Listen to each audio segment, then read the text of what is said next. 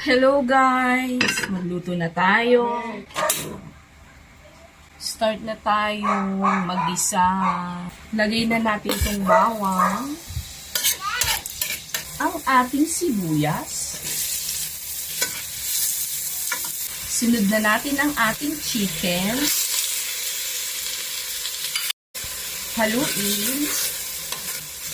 Hintayin natin maluto yung karne bago natin ilagay yung gulay.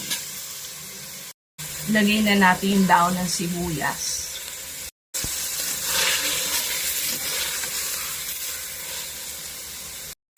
Lagyan natin 2 kutsarang patis. 1 kutsarang asin, haluin. Lagyan natin water. 2 basong tubig.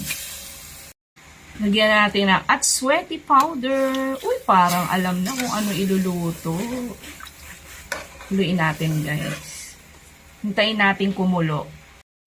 Dagdagan ko pa daw ng 1 basong tubig. Lagyan natin paminta. Ngayon kumukulo na, lagyan natin chicken cubes. Lagyan na natin to isa-isa. Isotang na 6 na piraso.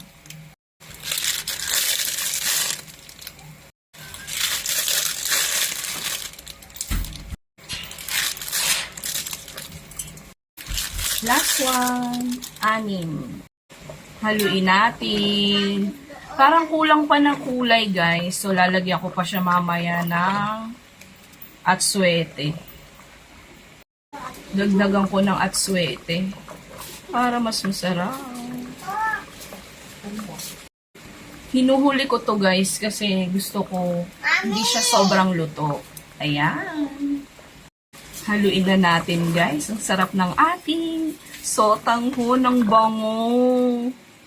Diba? Sarap. Siyempre, lalagyan na natin itong 7 egg. Ayan. Haluin natin ng konti. Meron na tayong masarap na sotanghon. Wow, special to. May boiled egg. Kumukulo-kulo pa ang ating sotanghon. Sarap!